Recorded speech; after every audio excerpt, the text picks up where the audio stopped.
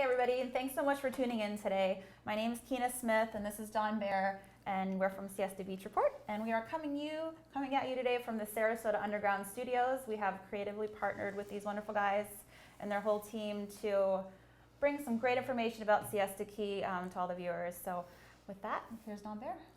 Hi, I'm Dawn Bear from Siesta Beach Report. We're very happy to partner with Sarasota Underground, and our goal is to bring really good information about Siesta Key, the island, just really everything that's going on with the area and how it impacts us as far as tourism, as far as us that live on the island, and just trying to understand and learn and share the information that we acquire, being so closely connected with the island. So I originally came to Siesta Key back in 2004 to live permanently. I originally started coming down for spring breaks and kind of decided that this was the place that I wanted to be as an adult, and I love it so much. Siesta Key is a beautiful island, and I'm very fortunate to be here. And Dawn, how long have you been on the island? I came to Siesta Key in the late 80s after I graduated from high school. It was just supposed to be for the summer, and we got a condo at Excelsior Condominiums. And it was just this beautiful, beautiful summer, especially coming from Wisconsin. And at the end of the summer, I did not want to go home, and so I stayed. And so I've been here full time since 1988. That's fantastic. I've been working full time on the island since 1990, and also live on Siesta Key. And there's not really anywhere else in the world I'd want to be. I agree. Oh, fantastic. Good stuff. So we're very lucky to be joined today by Richard Deere. Richard's been on the island for quite some time, and we're very grateful for him coming in to chat with us today. So Richard, tell us about yourself. Well, I moved to Siesta Key in the late 80s, all the way from Lido Key. Lido Key was a happening spot at one point in time, and then they brought in a bunch of sound ordinances and stuff, and they killed a lot of live music on St. Armand's. And so Siesta Key was the next best destination for live music and stuff. And so I moved into the village and never looked back. When was that? Late 80s. Late 80s, yeah. Mm-hmm. And during that period of time, it was more full-time people probably than vacation people. Mm-hmm. A lot of people lived and worked, or at least lived there.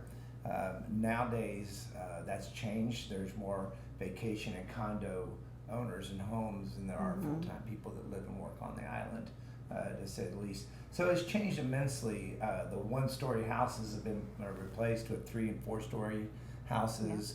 Yeah. A lot of the old restaurants were torn down and condos have been built there. So we've lost a lot of the original flavor of Siesta Key, at least from what I knew it. Siesta Key started out very humbly as a farming community.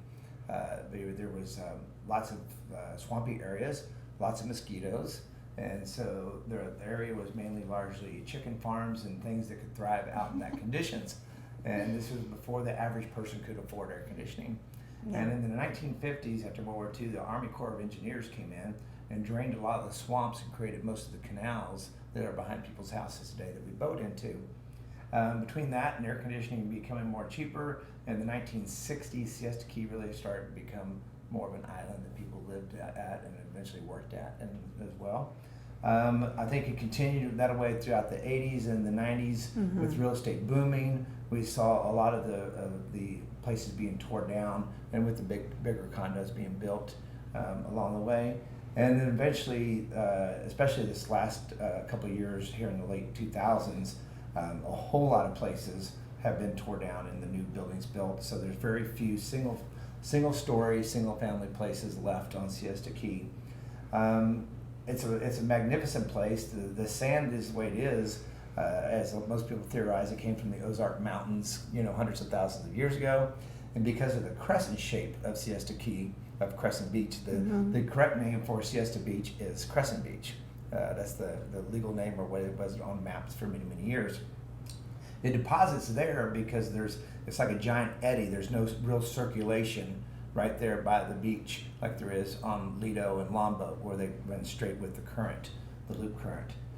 So that's why the sand content is different on Siesta Key than the other beaches. And of course, right now we have a little bit of issue with Beach Road, with the county giving away Beach Road, with Lido Key wanting the sand out of Big Pass, and so these contentious issues have been around, the Save Our Sands has been around for 30 plus years. Right. Right after the closing of Big Pass, excuse me, not Big Pass, out of Midnight Pass. Midnight Pass was closed around 1981 by men, pulled a permit and closed it. Right. Mother Nature had been there for, in that area anyhow for thousands of years. Heron Lagoon was the original opening and moved in like the 1920s or 30s down to where it was at Midnight Pass and stayed open by Mother Nature until it was closed in the early 80s. And then right after that time, then Lido would like to have the sand of Siesta Key or part of that area, and so we formed Save Our Sands to stop the dredging back at that time. And so several times the Save Our Sands issues has been raised with Lido wanting the sand from Big Pass and Siesta Key. And there's a big event coming up on this Wednesday. Yeah, If this anybody wants Wednesday some more at St. information on Boniface. that, I think it's at 5:30 at the St. Boniface Community Room. We did post it up on our Facebook as an event. It's a big community event. There's going to have lots of speakers, kind of just letting everybody know what's going on. So if you are interested in seeing that, we're going to try and do a live feed on Wednesday, or if you can make it out to the island and show some support and get involved. It's definitely a pretty important thing going on in the island right now. I think it's a very important issue. Mother Nature has been doing its own thing for thousands of years, and now man wants to keep messing with it. And hydraulics change every day. They change with the planetary movements. The tides are affected, what affects the hydraulics, the movement of the sand and the water around it. And that's based upon where we are at any particular place within our own solar system and the moon and things like that. That sounds like astrology, but it's not really. It's just the way the tides affect. Yeah. And so I don't think that messing with Mother Nature is ever a good idea. What happened at Midnight Pass with the closing of it, the very people who had it closed to protect their pools have subsequently lost their houses to the water because Mother Nature wants to be going through there, and I think that's why the sand dune areas and Turtle Beach areas have had to be doing the beach free nourishment down there because Mother Nature wants through somewhere, and I think it eventually will by virtue of the storm if we don't open up Midnight Pass. I don't think that any good can come out of dredging a Big Pass. That pass has been natural for many years. It was not dredged before. It's never been dredged to stay open like some of the other passes in the area. And I think if we mess with that, we could end up causing an effect of damage of erosion from Siesta itself, as well as maybe in the south tip of Lido. And so it just makes a common sense to not mess with it. Right. Lido Key has, prior for all this, they've gotten their own sand off the shores of Lido Key. And which I think that's just fine. That's where it should come from, and that more matches the original sand content of Lido than trying to go down to Siesta. I understand why they want it, but I don't think it's a good idea to mess with it. Right. What's been really interesting is when I started coming here, really back in early 2000s, there was literally the beach road property was waterfront. The waves were coming up over the seawalls. They were coming up over, like it was pretty intense down there. And now there's a huge expansive beach down there, which is tremendous, and that north part of the island's a pretty awesome place to be. That happened pretty quickly. It did. Yeah, Beach Road. The original Beach Road was actually out by where the current water line is. Yeah. If you look on old plats from many decades ago, hydraulics has changed so much. When I lived at 110 Beach Road, the first 12 years I lived there, I was surrounded by water 365 days a year. Now it's probably about 3/8 of a mile out to the water line. So it changes like that very much. And that's also the area that the road that's in contention right now is a problem, because before the water line was up near the end of Beach Road by the jetty and the 100 block of Beach Road. And back in, it was maybe the late 80s, early 90s, the county came through and they redid the road, they redid the sidewalks. A couple years later, we had a big storm, we had a lot of erosion, and nothing was really ever done to maintain that. And so for the last couple decades, the county has really not done much to preserve that road, although it used to be that you could drive down the road. It was a very popular road because everybody drove by there at sunset to look around, and it's the only place really you can drive by and be right next to the water. Right. So it was a favorite amongst locals and tourists. The county never did anything to keep the road open for the public. It eventually fell into disrepair. And then recently, they voted to give the actual road away to the landowners that are behind it, also in front of it, and give the public just only a pedestrian easement.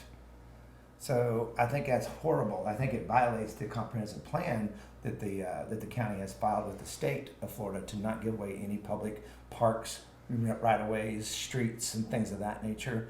It's not. I don't think it's in the public's best interest. The public, that has been one of the most popular places on Siesta Key for, I don't know, I'm probably 80, 90 years.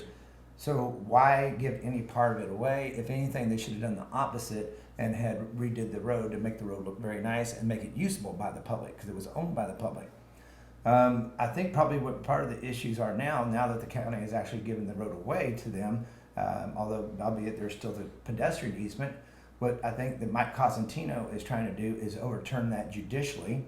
He has bought some lots that abut Beach Road in that area, and he's trying to overturn the county's decision, I think judicially, by virtue of they violated their own comprehensive plan in doing so. So they violated their own laws. And I think that also part of the issue is that now the lots that are vacant on the seaward side of Beach Road, that there's never been anything built on them in the last 8 or 10 decades. Those lots now, I think, get density rights transfers over to the people on the other side of the Beach Road, and therefore they can increase the densities if they want to build brand new projects and stuff like that. And then also everybody's fearful that the next step they will do is actually vacate the pedestrian easement, and therefore the public would have no rights whatsoever on that land. And then if they did that, everybody's fearful that Shell Road and other roads will fall next. And next thing you know, we are one big private island instead of a public island. I'll say one of the great things about Siesta Key is that it is quaint and it's not all built up, and we have all these amazing little mom and pop places that are still out here, and everybody really enjoys that feel of the island, the smaller, the local, and hopefully we can aim to Most keep it that people way. have moved to Siesta Key because of the inclusive feeling and the laid-back lifestyle of Siesta Key. I think that with the more public areas that we give up, we become an exclusive for just the few rather than for the people. And I think that flies in the face of all the parks and everything that we have created on Siesta Key. It really seems like that little north part of the beach and the Sunset Point, it's a great access point for people that do have a tough time getting to the beach. And I know we have the Moby Mat down at the public beach, which is a huge thing now, but having the ability just to sit in your car and watch the sunset right at the beach and that water view is second to none. So I guess we'll see what happens with that. There's definitely a lot going on. We're hoping to get Mike Cosentino on an upcoming interview and see what he has to say about his fight with the county right now. So that's really going to be interesting. So we'll keep an eye on that for you. And he has a website that you can go to and you can help donate towards the cause of Save Beach Road as well. You can look around the county. There's plenty of billboards and signs. You'll see the signs, t-shirts. Oh yeah, and Save Beach Road. Just Google it up and you will find it, and you can donate to the cause to help open up Beach Road back to the public. Richard, let me ask you a question. Something that weighs heavy on my mind is the Benderson Project. Yeah. There's a lot of coverage about it in the news. I spend a lot of time on South Siesta. I've been at the Stickney Point and 41 intersection for close to 30 years. Use it almost daily. And I have my own personal concerns about the traffic flow, but with your experience on the island, how do you feel that the Benderson Project is going to impact Siesta Key? I think it's going to be a chaotic mess. That land was used as a mobile home park before. So needless to say, the traffic, there was not a whole lot of traffic coming out of that area because it was just residential. As we all know, when you're leaving the Siesta Key and you're headed towards 41, during the season it gets backed up often, and even in the summer it gets backed up because people don't clear the light, it gets stacked up, and everybody loses tempers, road rage ensues. That is just an avenue. There's a lot of cars going a lot of different directions. So if we add to that by putting a shopping center in, that it brings forth a lot of cars, we're just going to have a bigger mess, and traffic's going to back out further onto the Key. It's going to back up further on 41. There's going to be traffic accidents. As we know, when traffic backs up on 41 or 75, that's when people get to rear-ending each other, that are further up the line. It's going to increase people's stress. So I think it would be wise for the county to not approve anything that exceeds the traffic pattern that was there prior for that use of the property. Once they get on the island, there's nowhere for them to go. Exactly. Once it backs up. Yeah, once the bridge goes up, once 41 backs up on Stickney Point and then the bridge goes up, it is a complete mess. Throw in a shopping center and it'll be That'd be just beyond. People will lose their minds in the traffic. Yeah. Richard, can you tell us a couple fun facts about yourself? Couple fun things, couple Siesta Key fun facts. I know you've owned some great properties on Siesta Key. You've been a businessman on the island. What's a couple things you can share with us? Well, there's also a lot of things that we probably don't want to remember from our village, from the village rat days. And when we were younger, we're called village rats. Yeah. You know, because we live out through the village and through there, and then eventually you become a village idiot because you're there. And it's always encouraged people a laid back lifestyle of being there and drinking and eating and going to the beach and living what we all think is paradise. Yeah. Into it. Cheeseburgers in paradise. Yep. I'm a real estate broker. I'm a master of the merchant marines. I've owned a lot of different properties and bars and restaurants on Siesta Key. What are a couple that you've owned? Where the current SCOB is, I owned that many years ago. I've owned the Beach Club, where the Hub is now, where the Cottage is, where the Tropical Breeze Resorts, and many other properties around the area and stuff. So, but my thing has always been to preserve what was there. To not increase it, but to preserve what is there, the single-story houses, to make Beach Club back to what it was. That's the reason why I bought it. They turned it into a restaurant, and I turned it back into a bar, and things like that. So I'm in love still with the old Siesta Key, and I'd like to preserve the flavor of Siesta Key as much as possible. Right. That's awesome. It's definitely a lot of fun on the island. Yes. So we're going to keep it that way. Well, we want to thank you for coming thank out you. today. Thanks for having Thank me. you so much. You're we really welcome. appreciate So it. thanks everybody for watching Thanks. today. We want you to make sure you check out our new website, siestabeachreport.com. You can also find us on Facebook, Twitter, and Instagram, which is new, so we're trying to build that up. But thanks for watching, and we'll see you next time. Bye-bye. Can I follow up on that question, just Sure. while you guys are mic'd up? Preserving Siesta Key is great, and that idea, but how do you then blend with all of the new people coming in, with the growth in Sarasota? Because it's a great idea of being able to preserve the history of this once quaint place is very ideological, and you talk about inclusivity. So how do you then, as you do that, also allow for growth and for new people and new ideas and things like that? Well, I think the idea of making it inclusive is making sure that the public lands and public areas that we have, that they stay that way. As far as accommodating all the new growth of Florida, we have millions more people that live out in other areas of Florida that want to go to Siesta Key. So traffic is an issue. How do we handle that? How do we create an avenue that all people can enjoy the beach? There's only one way that I see that will ever work and work well, and we'd have to develop a monorail system or a current bus loop system. So the buses would have to go at 15-minute increments, and pretty much about 16 hours a day or so, to get people on and off of Siesta Key from the South Village, the North Village, the public beach areas. That's the only way it's ever going to be efficient to do so. In the past, the county has had some limited bus services, but only on weekends and certain times. If you don't make it convenient and easy, you make it hard for the general public. So we need to make it nice for the general public. We just tell if you're not a Florida resident, you gotta take a bus, or you gotta get bus on. You can't drive on the island if you don't have a Sarasota. Maybe take a seaplane. I don't think we could ever do that. Because it's public roads. It's public roads, so everybody's entitled to do so. But if we made parking lots, whether it be in the Golf Gate area, Riverview High School, Sarasota High School, or especially on the weekends, everybody can park there, and they have a reliable bus schedule, like a 15-minute bus schedule. Every 15 minutes, they know they're going to be picked up, taken out, and every 15 minutes, come back.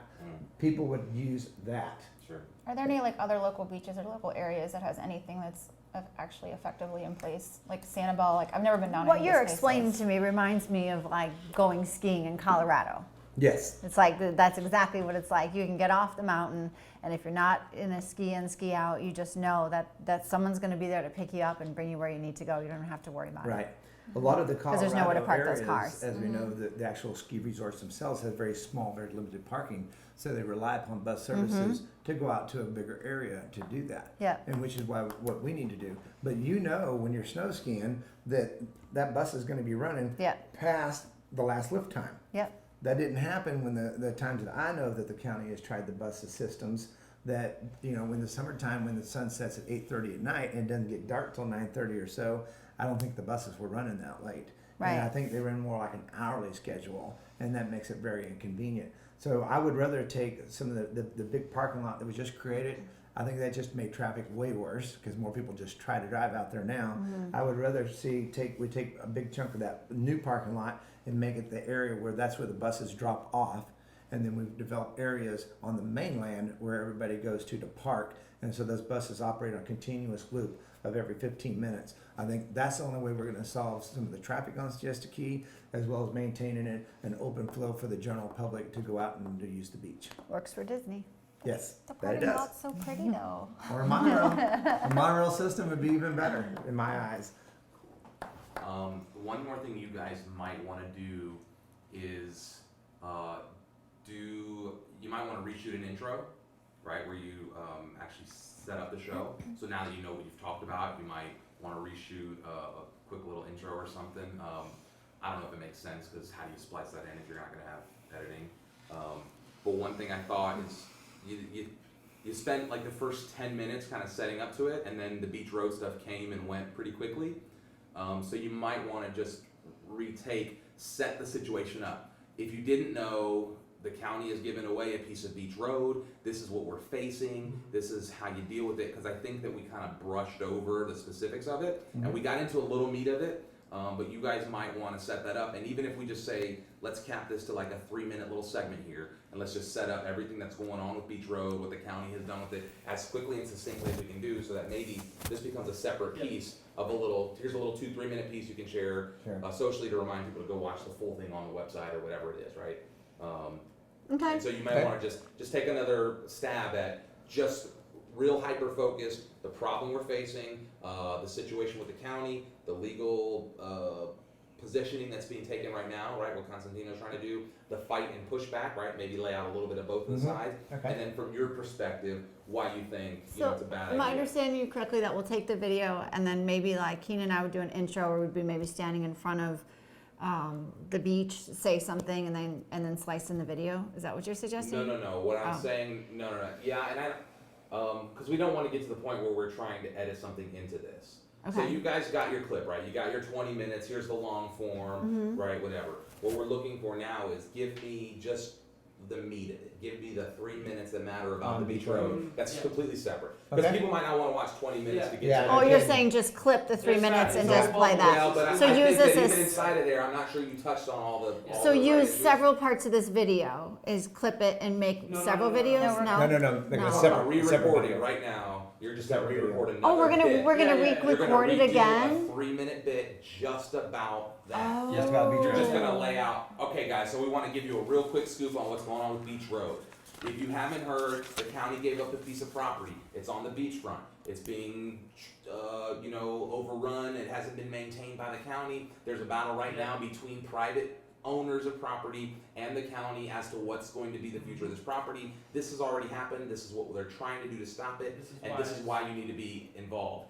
And try to keep that into like 2-3 minutes. Okay. Like, so it's just boom, boom, boom, lay out the facts, and then be done with that. Like a news segment here, right? Okay. But that, what you just gave them was a deep dive into Siesta Key and a lot of the backstory. Yeah. But what they want, what you want to make sure people get excited about is, I want to be brought up to date on what's going on Beach Road in 2 minutes without having any of the rest of it. So I think if you do the intro, good afternoon, blah blah, or good day, whatever you want to say, and then introduce Don, then introduce myself, do your little quick thing, and then Don can bring up about we're here to talk today about a very important subject facing Siesta Key, and here's what it is. It's the closure of Beach Road, and there's a thing coming up at St. Boniface Wednesday at 5:30. You guys need to be here, and here's why. Yeah, exactly. And you're still running? We're still So going. whenever you Okay. get ready. Yeah, I Alright. don't know. I'm not that I'm ready for that. So I'm trying to write it down. You can do it.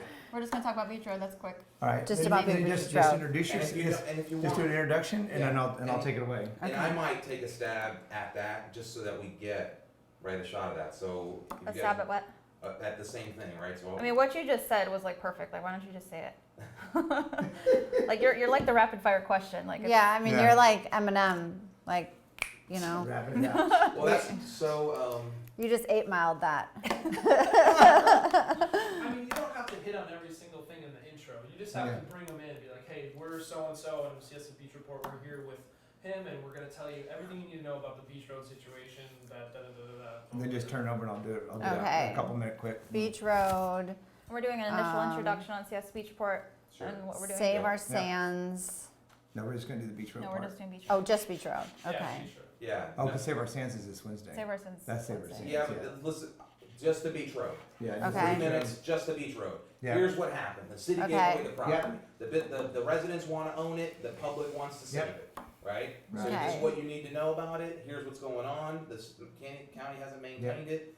And then you set the scene, and then you come in and you just go for a minute or two. Okay. And I'll give you like I'll give you a 30-second mark. So when you see my hand go up, it'll be like a 30-second to 3 minutes. Okay. Yeah. And I think that way you guys have a real short impact piece that gives people all the details, and then you can drive people back to the longer piece. I Okay. think we'll get more play off of a shorter piece. Okay. Can we look up what Mike's website is real fast? Yeah, save. Reopen Beach Road. I think it's reopenbeachroad.com or something like I that. think you may be correct. But let's make sure before we say it right.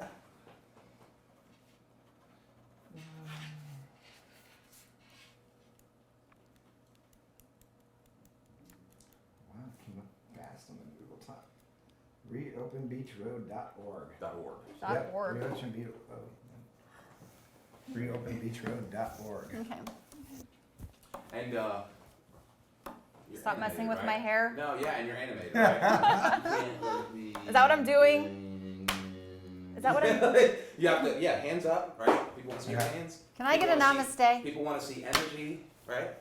People want to like Namaste, Richard. All right. My hands. the energy Alright. that you guys bring normally in your videos and in your interact, like in your personal stuff, like that's it. Bring it You know, on. don't worry about trying to be perfect. I'm gonna- with the camera, like Pump nobody up the cares. jam. Just, I'm gonna get up and I moonwalk. don't want anybody How to about see the my jam? hands going like this. that's okay. Nobody Okay. can see that. All They right. can if they're down Okay. here. All right. All right. You want to do the intro?